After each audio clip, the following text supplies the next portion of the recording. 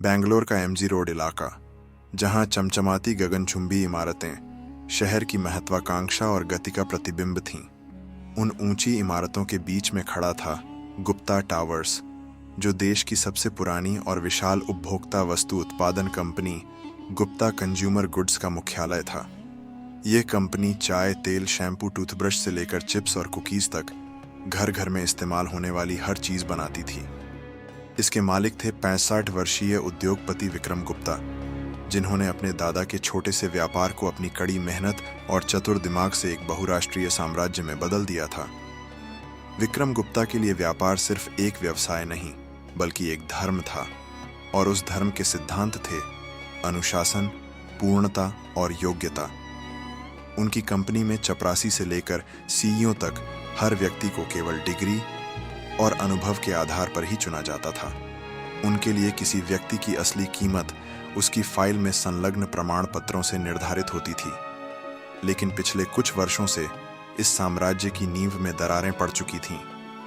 Company के उत्पाद बाजार में टिक नहीं पा रहे थे, मुनाफा निरंतर गिर रहा था और कर्मचारी अपनी पुरानी चमक खो चुके थे। बोर्ड रूम की बैठकों में महंगे सूट पहने मैनेजर लैपटॉप पर प्रेजेंटेशन बनाते, जटिल अंग्रेजी में बोलते और समस्याओं के सतही हल देकर निकल जाते। लेकिन फैक्ट्री और बाजार की वास्तविकता से कोई परिचित नहीं था। विक्रम गुप्ता यह सब देखकर थक चुके थे।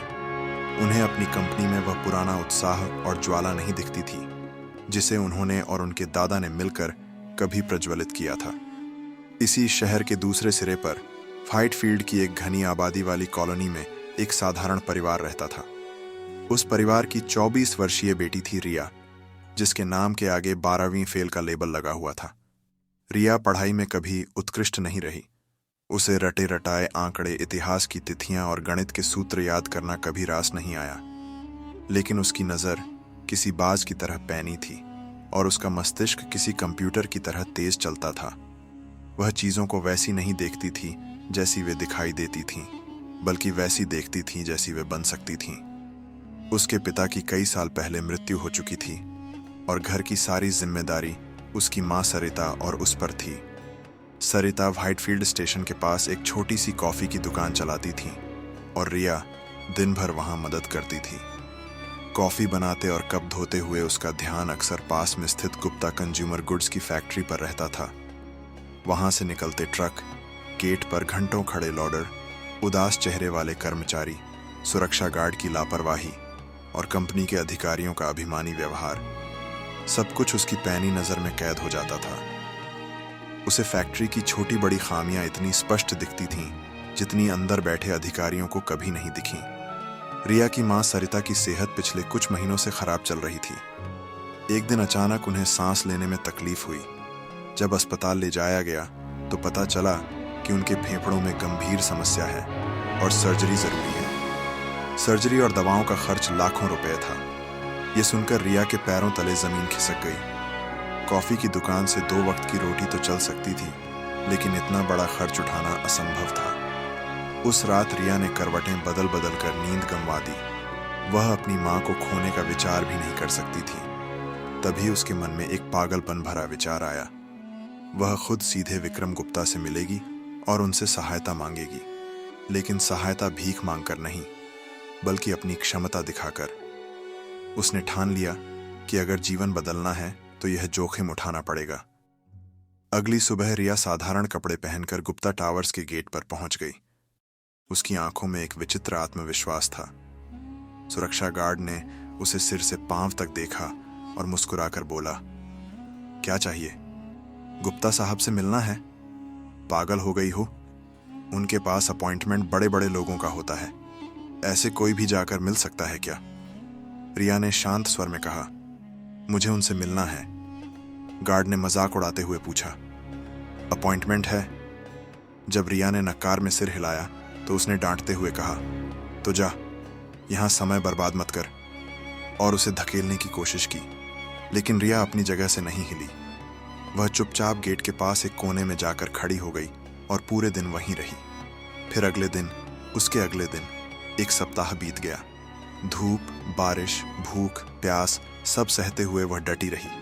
उसकी जिद देखकर गार्ड परेशान हो गए और आखिरकार बात सुरक्षा प्रमुख तक पहुंची। सुरक्षा प्रमुख ने इसे विक्रम गुप्ता के व्यक्तिगत सचिव तक पहुंचाया। जब विक्रम गुप्ता ने सुना कि एक लड़की एक सप्ताह से बाहर खड़ी है तो उनका क्रोध चरम पर पहुंच गया।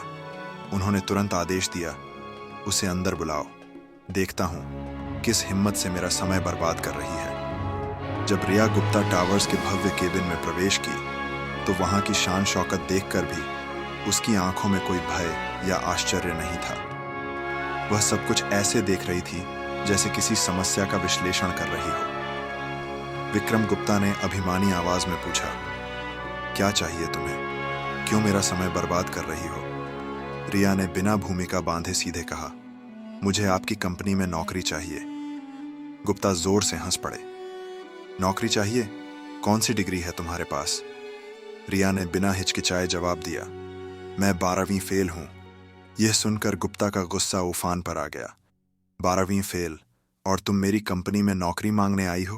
हिम्मत कैसे हुई? निकलो यहां से। लेकिन रिया अपनी जगह से नहीं हिली। उसने दृढ़ स्वर में कहा, साहब, मुझे सिर्फ 3 महीने का समय दीजिए। अगर 3 महीने में मैंने आपकी कंपनी की सूरत नहीं बदली तो आप मुझे जेल भिजवा दीजिए। मैं खुद पुलिस के सामने कहूंगी कि मैंने आपके साथ छल किया है। विक्रम गुप्ता स्तब्ध रह गए। अपनी जिंदगी में उन्होंने ऐसा दुस्साहसी प्रस्ताव कभी नहीं सुना था। एक साधारण 12वीं फेल लड़की अरबों की कंपनी की सूरत बदलने की बात कर रही थी और बदले में अपनी स्वतंत्रता दांव पर लगा रही थी। उन्हें लगा कि यह लड़की या तो पूरी तरह विक्षिप्त है या फिर इसमें कुछ विशेष है। उन्होंने तीखे अंदाज में पूछा, तुम्हें ऐसा क्यों लगता है कि तुम वो कर सकती हो जो मेरे लाखों की सैलरी वाले मैनेजर नहीं कर पा रहे? रिया ने आत्मविश्वास से कहा, क्योंकि आपके मैनेजर कंपनी को ऊपर से देखते हैं और मैं उसे नीचे से देखती हूं। मैं जानती हूं कि आपकी फैक्ट्री के गेट नंबर 2 से रोजाना हजारों लीटर तेल की चोरी होती है, क्योंकि वहां का गार्ड लोडरों से सांठ-गांठ में है। आपके शैम्पू के गोदाम में हर महीने लाखों की बर्बादी होती है, क्योंकि रैक टूटे हुए हैं और किसी को फिक्र नहीं। आपका सबसे लोकप्रिय ब्रांड सम्राट चिप्स अब बाजार में इसलिए नहीं बिक रहा क्योंकि प्रतियोगी कम दाम में बेहतर गुणवत्ता दे रहे हैं और आपके किसी अधिकारी ने यह आपको नहीं बताया क्योंकि वे सब अपनी कुर्सी बचाने में लगे हैं। रिया एक सांस में बोलती चली गई। उसकी बातें इतनी सटीक और सच्ची थीं कि गुप्ता हैरान रह गए। ये वही मुद्दे थे जो उन तक कभी नहीं पहुंचे थे। उन्हें उसकी आंखों में एक ज्वाला दिखी, वही जुनून जिसकी तलाश उन्हें वर्षों से थी। शायद उन्हें अपने युवा दिन याद आ गए, जब उन्होंने भी डिग्री नहीं बल्कि जुनून के दम पर शुरुआत की थी।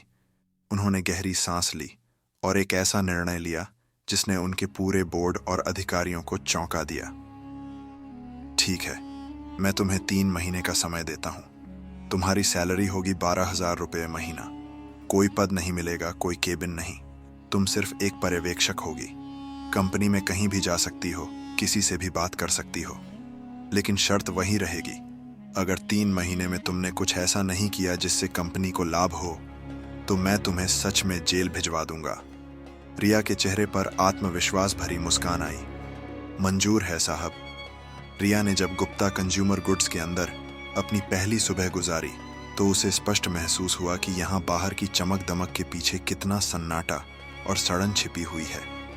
ऑफिस की 5वीं मंजिल पर सफेद ग्रेनाइट के बीच घूमते महंगे सूट वाले अधिकारी एक दूसरे से मुस्कुराकर हाथ मिलाते तो थे, लेकिन उनकी आंखों में भय और हिचकिचाहट साफ झलकती थी, जैसे वे किसी और के लिए काम नहीं कर रहे बल्कि किसी अदृश्य जेल में सांस ले रहे हों। वहीं नीचे फैक्ट्री फ्लोर पर श्रमिक धूल, पसीने और शोर के बीच जर्जर मशीनों से जूझ रहे थे। उनके चेहरों पर थकान और असहायता का बोझ साफ दिखता था।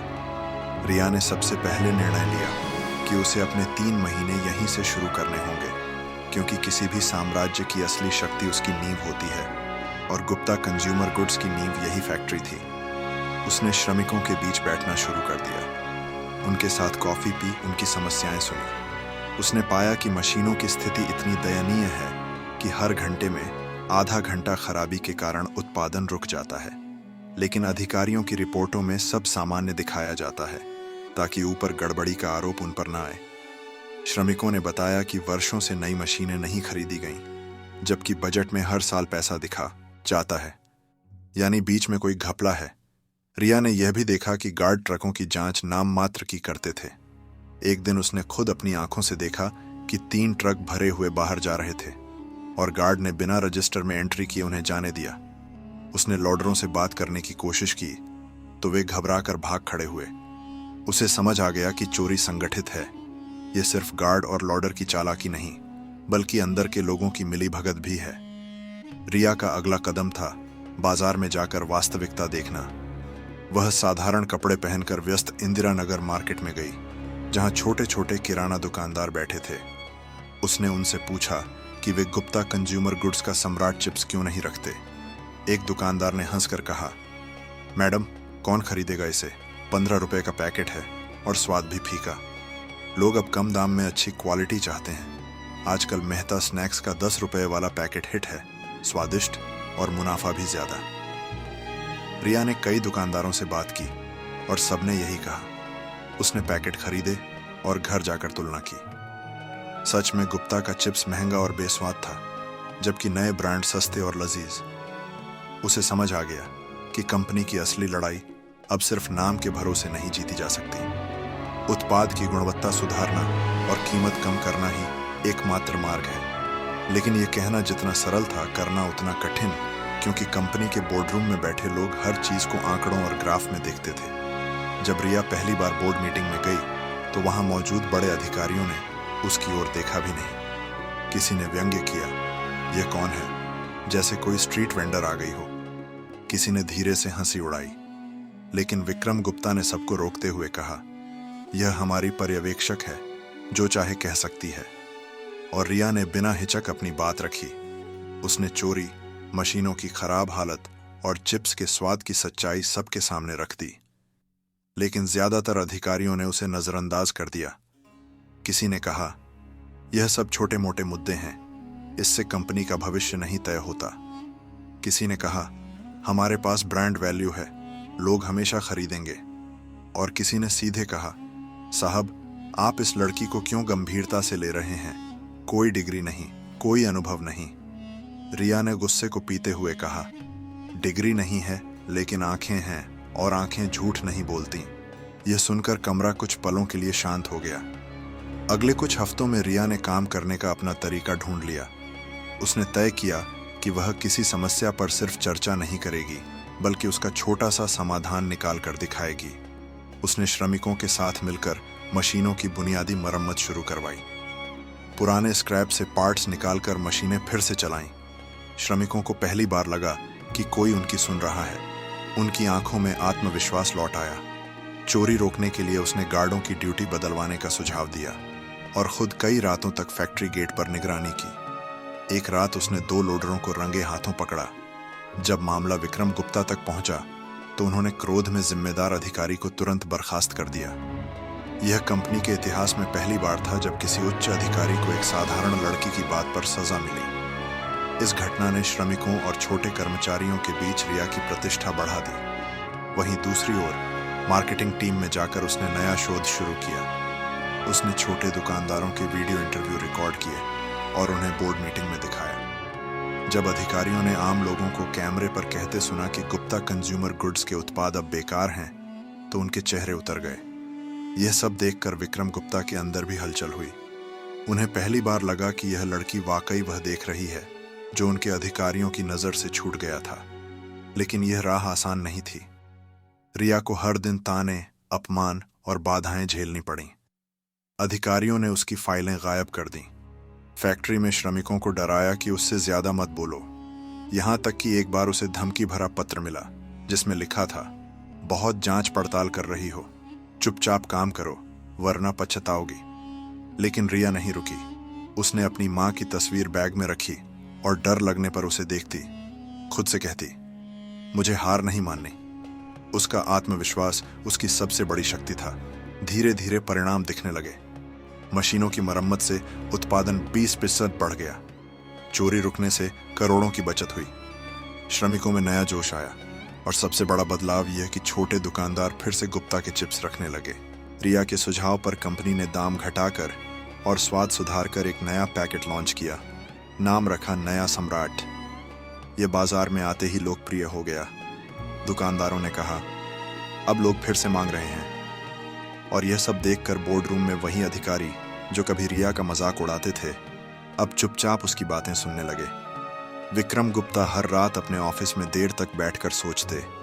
उन्हें लगने लगा कि यह लड़की सिर्फ उनकी कंपनी नहीं, बल्कि उनके सोचने के तरीके को बदल रही है। लेकिन उनके अंदर अहंकार भी था। वे स्वीकार करने को तैयार नहीं थे कि एक 12वीं फेल लड़की वह कर सकती है जो उनके पढ़े लिखे अधिकारी नहीं कर पाए। उनके मन में अब एक विचित्र जिज्ञासा थी, यह लड़की आखिर कौन है? इसके अंदर यह ज्वाला कहाँ से आई? और क्या वाकई यह उनकी डूबती कंपनी को किनारे लगा पाएगी? 3 महीने की अवधि जैसे जैसे समाप्त होने लगी, वैसे वैसे गुप्ता कंज्यूमर गुड्स में एक अजीब सी हलचल महसूस होने लगी। फैक्ट्री में श्रमिक अब पहले से कहीं ज्यादा उत्साहित थे। उनकी आंखों में थकान की जगह आशा दिखती थी। छोटे दुकानदार फिर से गुप्ता उत्पादों के बारे में चर्चा करने लगे, और यहां तक कि समाचार पत्रों और बिजनेस चैनलों ने खबरें चलानी शुरू कर दी कि गिरती कंपनी गुप्ता कंज्यूमर गुड्स में अचानक जान कैसे फूंक गई। लेकिन इस सब के बावजूद बोर्ड रूम में बैठे बड़े अधिकारियों का अहंकार पूरी तरह नहीं टूटा। वे अब भी रिया को महज एक संयोग मानते थे, और मानते थे कि असली व्यापार रणनीति वही है जो ग्राफ और आंकड़ों में नजर आती है। 3 महीने के अंतिम सप्ताह में विक्रम गुप्ता ने खुद रिया को अपने केबिन में बुलाया और ठंडे स्वर में कहा, देखो, जो भी छोटे मोटे सुधार तुमने किए हैं उससे थोड़ा अंतर जरूर पड़ा है, लेकिन यह सब अस्थायी है। असली बदलाव तो तब होगा जब कंपनी लंबे समय तक लाभ कमाएगी, और वह तुम्हारी बातों से नहीं, बड़े निर्णयों से होता है। रिया ने मुस्कुराकर कहा, बिल्कुल साहब, और वही मैं आपको दिखाने वाली हूँ। मेरे पास एक अंतिम योजना है। उसने गुप्ता को बताया कि कंपनी की सबसे बड़ी कमजोरी उसकी आपूर्ति श्रृंखला है। गोदामों में करोड़ों का माल पड़ा रहता है, लेकिन दुकानों तक समय पर नहीं पहुंचता। लॉडर और अधिकारी रिश्वत लेकर डिलीवरी टालते रहते हैं, जिससे प्रतियोगियों को लाभ मिलता है। अगर हम यह सिस्टम बदल दें तो कंपनी का रक्त फिर तेज दौड़ेगा। उसके सुझाव पर रिया ने फैक्ट्री से दुकानदार तक का सीधा नेटवर्क बनाया। बीच के दलालों को हटाकर छोटे ट्रांसपोर्टरों से सीधी सौदेबाजी की। उसने श्रमिकों की मदद से एक मोबाइल ऐप डिजाइन करवाया, जिसमें हर ट्रक की लोकेशन रियल टाइम दिखती थी और दुकानदार ऐप से सीधे ऑर्डर कर सकते थे। यह सब उसने किसी बड़ी टेक फर्म की मदद से नहीं, बल्कि पास के इंजीनियरिंग कॉलेज के कुछ छात्रों को बुलाकर किया, जिनके लिए यह एक प्रोजेक्ट था। लेकिन उनकी मेहनत और रिया की लगन से सिस्टम कुछ दिनों में चल पड़ा। जब यह सिस्टम चला तो परिणाम आश्चर्यजनक थे। पहले जहां सामान दुकानों तक पहुंचने में 6 दिन लगते थे, अब 2 दिन में पहुंचने लगा। दुकानदार प्रसन्न हुए, बिक्री तिगुनी हो गई और कंपनी का नकदी प्रवाह सुधर गया। जब यह रिपोर्ट बोर्ड मीटिंग में पेश हुई तो सारे अधिकारी स्तब्ध रह गए। उन्होंने पहली बार महसूस किया कि यह लड़की कोई जादू नहीं, बल्कि असली काम कर रही है। विक्रम गुप्ता की आंखों में भी हल्की चमक आई, लेकिन उनका अहंकार अभी भी बीच में खड़ा था। उन्होंने कठोर स्वर में कहा, ठीक है, तुमने 3 महीने में अच्छा काम किया है, लेकिन यह मत समझो कि तुमने कंपनी बदल दी है। यह सब क्षणिक है। असली परीक्षा तो आने वाले वर्षों में होगी।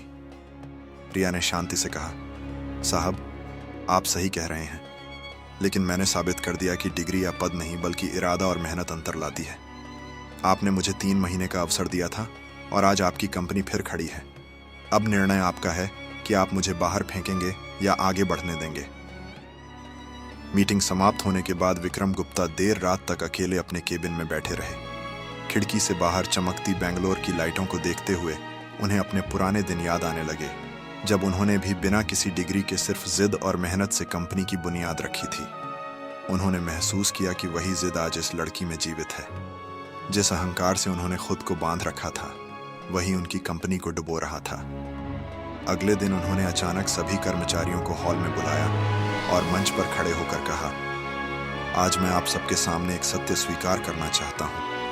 मैंने हमेशा योग्यता को डिग्री से मापा। मैंने सोचा कि जो प्रमाण पत्र लाएगा वही कंपनी को आगे बढ़ाएगा। लेकिन आज इस लड़की ने साबित कर दिया कि असली डिग्री इंसान की मेहनत और ईमानदारी होती है। रिया ने मुझे दर्पण दिखाया है और आज से गुप्ता कंज्यूमर गुड्स में हर किसी को अवसर मिलेगा। चाहे उसके पास डिग्री हो या ना हो। यह सुनकर हॉल तालियों से गूंज उठा और श्रमिकों की आंखों में खुशी के आंसू आ गए। रिया की मां सरिता की सर्जरी भी उसी दौरान हुई और कंपनी ने सारे खर्च उठाए। सरिता स्वस्थ होकर घर लौटी तो उन्होंने बेटी को गले लगाते हुए कहा, तूने साबित कर दिया कि पढ़ाई से ज्यादा हिम्मत और सच्चाई काम आती है। और यह सुनकर रिया की आंखों में भी आंसू आ गए, लेकिन उसके अंदर एक विचित्र सुकून था कि उसने सिर्फ अपनी मां की नहीं बल्कि सैकड़ों श्रमिकों और हजारों दुकानदारों की जिंदगी बदल दी है। विक्रम गुप्ता ने रिया को कंपनी का स्पेशल कंसल्टेंट घोषित किया और कहा, आज से यह हमारी आंखें होंगी, जहां हमारी नजर नहीं पहुंचती वहां यह पहुंचेगी। और उसी दिन से गुप्ता कंज्यूमर गुड्स ने फिर से उड़ान भरी। 3 महीने पहले जो लड़की गुप्ता टावर्स के गेट पर अपमानित होकर खड़ी थी, आज वही लड़की उसी इमारत की सबसे ऊपरी मंजिल पर खड़ी थी। उसकी आंखों में वही चमक थी, वही विश्वास। लेकिन अब वह अकेली नहीं थी, पूरी कंपनी उसके साथ थी। और यह कहानी सिर्फ एक लड़की की विजय नहीं थी, बल्कि इस बात का प्रमाण थी कि जीवन की असली विश्वविद्यालय सड़कें हैं, परिस्थितियां हैं और संघर्ष हैं।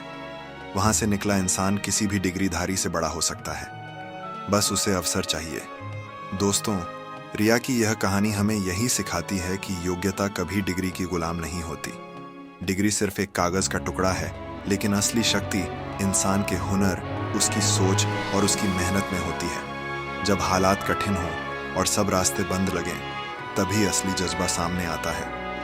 अगर आपको यह कहानी पसंद आई हो तो इसे एक लाइक जरूर दीजिए। कमेंट में बताइए कि रिया की किस बात ने आपको सबसे ज्यादा प्रेरित किया। इस वीडियो को अपने दोस्तों और परिवार के साथ शेयर कीजिए, ताकि यह संदेश उन तक भी पहुंचे जो डिग्री न होने की वजह से खुद को कम समझते हैं। और हाँ, ऐसी ही और दिल को छू लेने वाली कहानियां सुनने के लिए हमारे चैनल रियलिस्टिक स्टोरी 9 को सब्सक्राइब करना मत भूलिए। धन्यवाद।